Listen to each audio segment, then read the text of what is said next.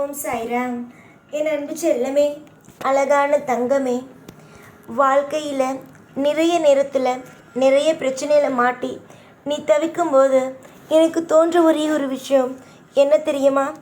எத்தனை முறை இந்த பிள்ளைகிட்ட எடுத்து நம்ம இதை செய் அதை செய்யன்னு சொல்லியிருக்கோம். ஆனால் இந்த பிள்ளை எதையுமே செய்கிறதில்ல. எந்த ஒரு விஷயத்தையும் வாழ்க்கையில் எதையும் நம்ம சொல்கிற ஒவ்வொரு விஷயத்தையும் எடுத்துக்கிறதே கிடையாது. எல்லாத்துலேயும் கோபம் வருதே தவிர ஆனால் ஒரு நல்ல முடிவை எடுக்க தெரியலையே அப்படிங்கிற ஒரு எண்ணம் மட்டும் எனக்கு தோணிக்கிட்டே இருக்குது. ஒரு அப்பாவோ ஒரு அம்மாவோ ஒரு விஷயத்த சொல்லும்போது அந்த பிள்ளைங்க கேட்டு நடந்துக்கும் போது தான் அது சந்தோஷம். ஆனால் ஒவ்வொரு முறையும் ஏதாவது ஒரு ஆபத்து வருது அப்படிங்கிற பட்சத்தில் உன்னை காப்பாற்றுறதுக்கு எத்தனையோ முறை நான் போராடி இருக்கேன். அது வரத்துக்கு முன்னாடியே உனக்கு அசிரியாலாம் சொல்லி உன்னை காப்பாற்றிருக்கேன்.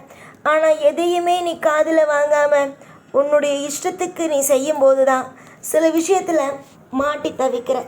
நீ மாட்டுறது எனக்கு கஷ்டமாக இருக்குது. சில விஷயத்தில் பிள்ளைங்க தவறு செய்யும்போது அந்த இடத்துல அந்த அப்பாவும் அம்மாவும் எந்த அளவுக்கு மனவேதனை அடைகிறாங்கங்கிறத யாரும் இங்கே புரிஞ்சுக்கிறதே கிடையாது. அவங்க இஷ்டத்துக்கு இருக்கீங்க. கடைசியில் தெய்வத்துடைய பெயரை முன்னாடி எடுத்து வைக்கிறீங்க. என்றைக்கும் ஒன்று தெரிஞ்சுக்கோங்க, வாழ்க்கையில் நீங்கள் தவறு செஞ்சால் நீங்கள் தான் செஞ்சீங்கிற ஒரு எண்ணத்துக்கு வாங்க. தெய்வம் எனக்கு எதுவுமே செய்யலை, தெய்வம் என்னை ஏமாத்திட்டு அப்படின்னு ஒரு நாளும் நீங்கள் செய்கிற விஷயத்துக்கு தெய்வத்து மேலே பழி போடாதீங்க. காரணம் ஏன் நான் இப்படி சொல்கிறேன் அப்படின்னா, ஏற்கனவே பல முறை தெய்வம் உங்களுக்கு சில விஷயத்த அறிகுறியாக காட்டுது இப்பையும். ஆனால் உங்கள் இஷ்டத்துக்கு நீங்கள் செய்யும்போது தான் சில விஷயத்தில் நீங்கள் மாட்டி தவிக்கிறீங்க. ஒன்று நல்லா தெரிஞ்சுக்கோங்க, வாழ்க்கையில் என்றைக்கும் அலட்சியம் மட்டும் இருக்கக்கூடாது. அப்படி மட்டும் அலட்சியம் இருந்துச்சு அப்படின்னா யார் அலட்சியம் செய்கிறாங்களோ அவங்க வாழ்க்கையில் அவங்களால முன்னேறவே முடியாது. அலட்சியம் இல்லாமல் தெளிவான விஷயத்தை செய்கிறவனால் மட்டும்தான் இங்கு எப்பையும் வாழ்க்கையில் நிதானமாக வாழ முடியும். நிறைய நாள் நிறைய நேரம் கஷ்டப்பட்டு கவலையோடு இருந்து வாழ்க்கையில் நீ நிறைய விஷயத்த அலட்சியம் அப்படிங்கிற ஒரு பெயரால் நீ எவ்வளவோ விஷயத்தை இழந்திருக்க. ஆனால் இப்போ ஒரே ஒரு விஷயத்தை மட்டும் ஞாபகம் வச்சுக்கோ, என்றைக்கும் சரிதான், அலட்சியங்கிற ஒன்றுத்துக்குள்ளே போய் மாட்டிக்காத.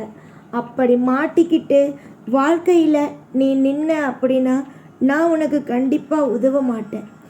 எல்லா பிள்ளைங்களுக்கும் நான் சொல்கிற ஒரே ஒரு விஷயம், தெய்வம் அசிரியாக ஒரு விஷயத்தை சொல்லும் பொழுதும் காட்டும் பொழுதும் ஒரு நபர் தப்பானவன் இவன் சரியானவன் எது காட்டுதோ அதைப்படி நடந்துக்கோங்க. அதை விட்டுட்டு உங்கள் இஷ்டத்துக்கு நீங்கள் நடக்கும்போது அலட்சியமாக இருக்கும்போது அந்த விஷயத்தால் பிரச்சனை வந்தால் தெய்வம் நிச்சயமாக கண்டுக்காது. நிச்சயமாக நீங்கள் அனுபவிச்சு தான் ஆகணும்னு விட்டுடும். இதனால் என்றைக்கும் பத்திரமாகவும் அசிரியான வாக்கு கிடைக்கும்போது அதை பத்திரமாகவும் வச்சுக்கிறது உங்களுடைய கையில் இருக்குது. புரிஞ்சுதா நான் என்ன சொல்ல வரேன்னு? நிச்சயமாக புரிஞ்சிருக்கும். ஏன்னா நீ தெளிவான ஆள் தான். சில நேரத்தில் சில விஷயங்கள் உன்னை ரொம்ப குழப்புது. அதனால தான் நீ குழம்பி நிற்கிறியே தவிர மற்றபடி சில விஷயத்துலலாம் நீ தெளிவாக யோசிக்கிற. தெய்வம் என்றைக்கு உன்னை கைவிடுறதில்ல. எந்த ஒரு தெய்வமும் எந்த பிள்ளையையும் எப்பையும் பழி வாங்குறதும் இல்லை. ஆனால் இங்கே இருக்கிறவங்க தான் தேவையில்லாமல் போட்டு என்னென்னமோ விஷயத்தெல்லாம் நினச்சி கவலைப்படுறீங்க. என்றைக்கும் ஒன்று புரிஞ்சிக்க வேண்டியது, இந்த உலகத்தில் தாயும் இந்த உலகத்தில் தந்தையும் தெய்வமும் என்றைக்கும் யாருக்கும் எப்பயும் துரோகம் செய்ய மாட்டாங்கிறது மட்டும்தான். இந்த சாய் உனக்கு முன்னும் பின்னும் இருந்து உன்னை காவல் காத்து வழி நடத்திக்கிட்டு இருக்க. எனக்கு நீ எதையும் சொல்லி புரிய வைக்கணும் அப்படின்னு அவசியம் இல்லை. நீங்கள் எல்லாரும் நினைக்கிற ஒரே ஒரு விஷயம், நீங்கள் சொன்னால் மட்டும்தான் எங்களுக்கு தெரியும், தெய்வமாக இருக்கிற எங்களுக்கு தெரியும், இல்லைனா உங்கள் வேண்டுதல் உங்கள் பிரார்த்தனை எல்லாம் தெரியாதுன்னு. எங்களுக்கு உங்களை எந்த அப்பா அம்மா எந்த குடும்பம் எப்படிப்பட்ட வாழ்க்கை கொடுத்து உங்களை எந்த இடத்துல வைக்கணும்னு தெரிஞ்ச எங்களுக்கு உங்களுக்கு என்னென்னலாம் வேணுங்கிறதும் கண்டிப்பாக தெரியும். அதனால் தெய்வம் கண்டுக்கலை, தெய்வம் எனக்கு நல்லது செய்யலைன்னு நினச்சி கவலைப்படாமல் தெய்வம் நிச்சயமாக நமக்கு உதவி செய்யுங்கிற நம்பிக்கையோடு இருங்க. நீங்கள் நம்ப உங்கள் வாழ்க்கையில் இன்பம் வருமே தவிர துன்பங்கிற ஒன்று கண்டிப்பாக வராது. இந்த சாய் உங்களுக்கு முன்னும் பின்னுமா இருந்து துணையாக இருந்து உங்களை மிகப்பெரிய ஒரு ஆளாக ஆக்குவேன். இன்றைக்கி நீங்கள் கஷ்டப்பட்டு தவிக்கிற இந்த நாளெல்லாம் உங்கள் வாழ்க்கையில் முடிஞ்சு உங்கள் வாழ்க்கையில் இதே நாள் அடுத்த வருஷம் இதே நாள் இதே பொழுது நீங்கள் உங்கள் வாழ்க்கையில் மிகப்பெரிய ஒரு இடத்துல சௌகரியமாக சந்தோஷமாக எல்லா விஷயத்தையும் அற்புதமாக அனுபவிச்சுக்கிட்டு இருப்பீங்க. இன்னையிலிருந்து உங்கள் வாழ்க்கையில் நிறைய விஷயம் மாறப்போகுது. நிறைய விஷயம் உங்களுக்கு பிடிச்சது போல் அமையப்போகுது. இன்றைக்கி நீ எது உன்னுடைய வாழ்க்கையில் நடக்காது, இதெல்லாம் நம்ம வாழ்க்கையில் முடிஞ்சிட்டு எல்லாமே நம்ம வாழ்க்கையில் இனிமேல் தப்பாக நடக்க போகுது அப்படின்னு நினச்சியோ, நீயே உன்னுடைய வாழ்க்கையில் புரிஞ்சுதா, நீயே உன்னுடைய வாழ்க்கையில் எனக்கு முன்னு வந்து நின்று எல்லாமே நல்லதாகவே நடந்துட்டு சாயி, எல்லாமே எனக்கு பிடிச்சதாகவே நடந்துட்டு சாயி அப்படின்னு நீ சொல்கிற அளவுக்கு உன் வாழ்க்கையில் எல்லாம் மாறுதா இல்லையான்னு மட்டும் வேடிக்கைப்பார். ஏன்னா இங்கே எல்லாருக்கும் நல்லது செய்கிறது தான் என்னுடைய வேலை.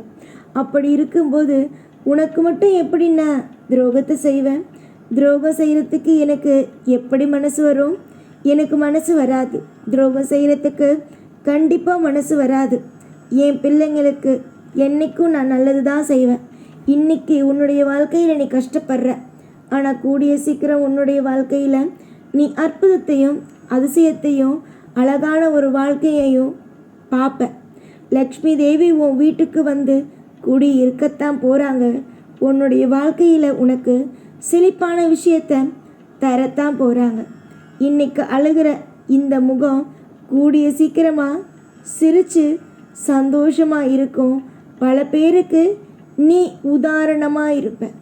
சந்தோஷம் மட்டும்தானே ஒருவனுக்கு தேவை, அது நிச்சயமாக உனக்கு கிடைக்கும். அந்த லக்ஷ்மி தேவி உன்னுடைய வீட்டுக்கு வந்து அமர்ந்து உனக்கு எல்லா விதத்திலும் உதவியாக இருந்து பணமாக கேட்கும்போது உனக்கு கொடுத்து பணம் என்றைக்கும் உன் கையில் புரண்டுக்கிட்டே இருக்கிற மாதிரியான எல்லா சுப விஷயத்தையும் செய்வாங்க. தைரியமாக இரு, எப்பயும் நிதானமாக இரு, பொறுமையாக இரு, யாரையும் கண்டு அஞ்சாத. நீ அஞ்சின எல்லாரும் உன்னை எப்பயுமே ஏமாத்திடுவாங்க. நீ அதனால் எப்பயும் எதையும் நினச்சி அஞ்சாத, சந்தோஷமாக இரு.